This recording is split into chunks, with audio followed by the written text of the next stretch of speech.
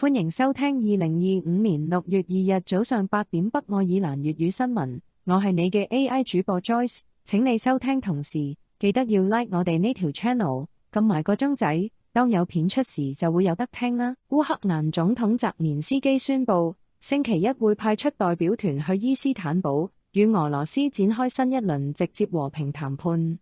今次由國防部長 Umerov 領團，但同時俄軍就加大攻勢，對烏克蘭發動咗3年戰爭以來最大型無人機襲擊。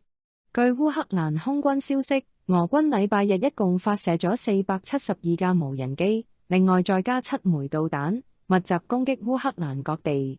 烏軍發言人列厄話，早前一場俄軍導彈襲擊令至少12位烏克蘭士兵死亡，超過60人受傷，事發地點係軍隊訓練基地。同時，基輔方面就反擊。烏克蘭安全部門消息指，烏軍成功用無人機攻入俄羅斯內陸，炸毀咗超過40架俄軍軍機。據講呢次行動籌備咗成1年半，仲由總統澤連斯基親自指揮。無人機收埋喺貨櫃，用貨車運到俄羅斯深處，目標包括伊爾庫茨克嘅白亞空軍基地，距離烏克蘭有2500英里。俄羅斯地方長官 Kovtsev 證實，今次係當地首次發現烏克蘭無人機。今次雙方都冇明顯讓步，烏克蘭要求俄方會前先提交結束戰爭立場嘅備忘錄，俄羅斯則表示會喺會談時提出。澤連斯基強調，烏克蘭會盡一切努力保衛國家獨立同人民安全。究竟新一輪和平談判有冇突破，值得關注。跟住由我阿強報道。英國全國禁止即棄電子煙嘅新法例正式生效，包括北愛爾蘭在內，各大商戶由星期日起就唔可以再賣即棄電子煙。違規嘅話，最高可以被判2年監禁，兼罰款最多5000英鎊。不過，市民仲可以買到可重用嘅電子煙產品。呼吸道健康機構 Asthma and Lung UK 嘅政策主任 Andrew Wilson 接受 BBC 訪問時表示，佢非常歡迎今次禁令。並希望北愛執行當局可以更進一步訂立明確目標，推動北愛成為無煙同無電子煙嘅地方。Wilson 強調，呢啲政策應該包括學校、兒童遊樂場，甚至醫院等公共場所，全面限制吸煙同電子煙。佢又引述研究指出，電子煙會引起呼吸道炎症，特別對有哮喘或慢性阻塞性肺病 （COPD） 人士，會令病情惡化，所以預防好重要。事實上，英國最近通過嘅煙草及電子煙法案，規定2009年1月1日之後出生嘅人士，將來都唔可以合法購買煙草產品。同時，法例亦收緊電子煙嘅廣告同銷售規管，並計劃檢討電子煙產品嘅包裝設計。Wilson 表示，北愛執行當局應該效法英國其他地區，公開承諾追求無煙目標，同時制定新嘅煙草管制策略。確保北愛嘅政策唔會落後。環保方面，北愛禁令由農業、環境及農村事務部通過。部長 Andrew Muir 指出，禁止即棄電子煙不但保護環境、減少垃圾，亦有助市民健康，仲可以降低火災風險。零售商有責任將回收即棄電子煙產品。Muir 又透露，現正同愛爾蘭共和國嘅相關部門合作，推進類似立法。港反即棄電子煙呢類產品設計成一次性使用，買返嚟已經預先入咗煙油，充好電，只要吸一口就啟動。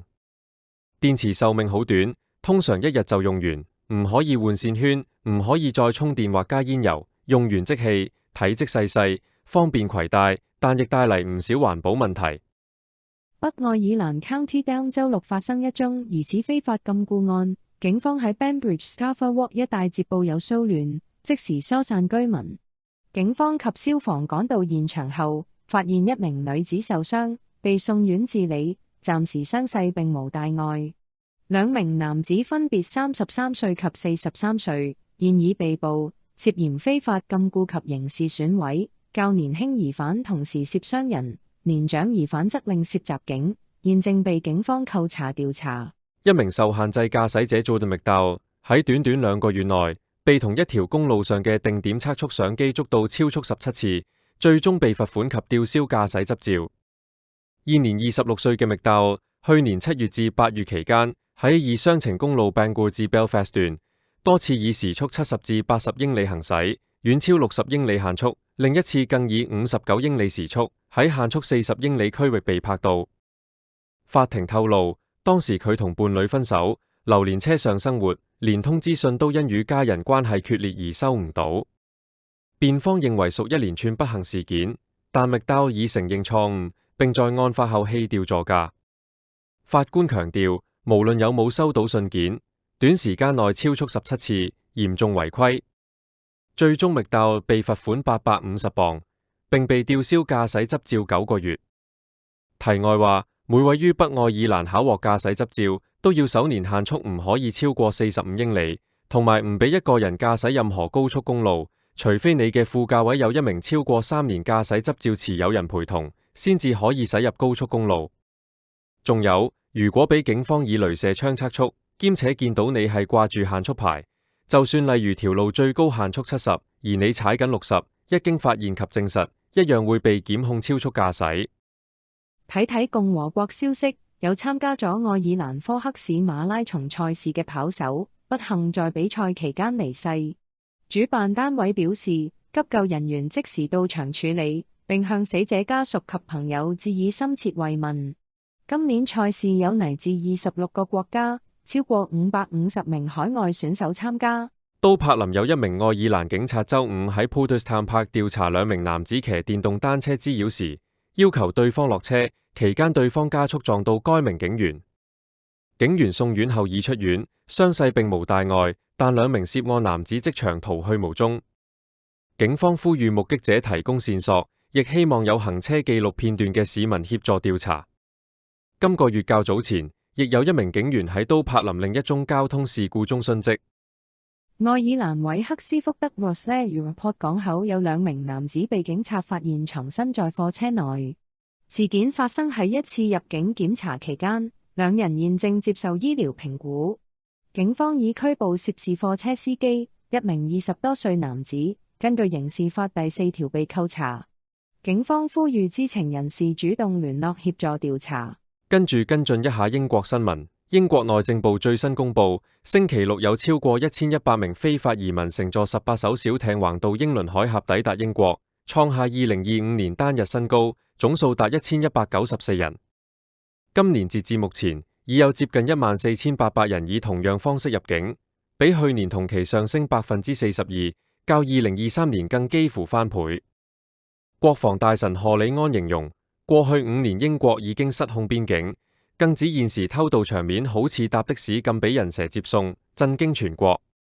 賀先生透露，英法之間已有新協議，法方上週六救起184名偷渡者，雙方將加強合作，唔止喺岸邊，更要在海上截查走私集團。內政部重申，會盡一切努力打擊偷渡集團，終止危險嘅偷渡活動，保障英國邊境安全。政府已制定多項行動，務求徹底瓦解犯罪網絡，將人蛇繩之於法。西班牙南部安達盧西亞 Fuengirola 一間名為 Monahans 嘅酒吧，週六晚發生槍擊案，2名蘇格蘭男子當場中槍身亡。據當地官員證實，兇徒戴住面罩，深夜11點過後駕車到場，衝入酒吧開多槍，之後即時逃離現場。當時酒吧正播放歐聯決賽，有大量旅客及外籍居民在場。西班牙警方現正由暴力犯罪專隊主理調查，暫時未有人被捕，並未排除案件涉及有組織犯罪。蘇格蘭警方未有評論事件是否與當地黑幫仇殺有關，建議傳媒向西班牙當局查詢。據報近期 Costa del Sol 地區已發生多宗類似槍擊，懷疑同毒品犯罪有關。英國外交部則表示，暫未有接獲相關領事求助，但如有需要，隨時準備協助喺西班牙嘅英國國民。英國諾咸頓 St James 購物公園星期六下午發生嚴重火警，Dunelm 家居店起火，火勢蔓延至旁邊嘅 Pets at Home 寵物店，現場員工及動物要即時疏散。消防及警方接報後大舉出動，11隊消防及多部消防車聯同外區支援，直至星期日早上先完全受控。警方調查後相信有人蓄意縱火，已拘捕3人，並呼籲當時曾在店內或附近見到可疑情況嘅市民報料，特別希望聯絡一位曾目擊疑犯在廁所縱火嘅男士。呢次火警不但對店鋪造成重大損失，亦嚴重影響周邊商戶及員工。當地主要道路至星期一早上仍會封閉，居民暫時應避免前往相關區域。最後天氣報告 ：Ulster 星期一早上大致天晴，間中有薄霧陽光，只係零星幾陣驟雨。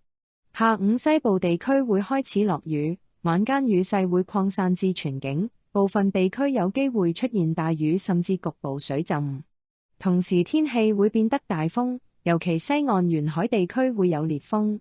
最高氣溫大約13至17度，直至朝早7點。愛爾蘭氣象局錄得 Belfast、Bangor、Derry、Londonderry 有10度 ，Newtownards 有9度 ，Dublin 有11度。今朝新聞報道完畢，記得最後俾 CLS， 即係 click like subscribe， 撳埋個鐘仔佢，有新片就有新聞聽啦。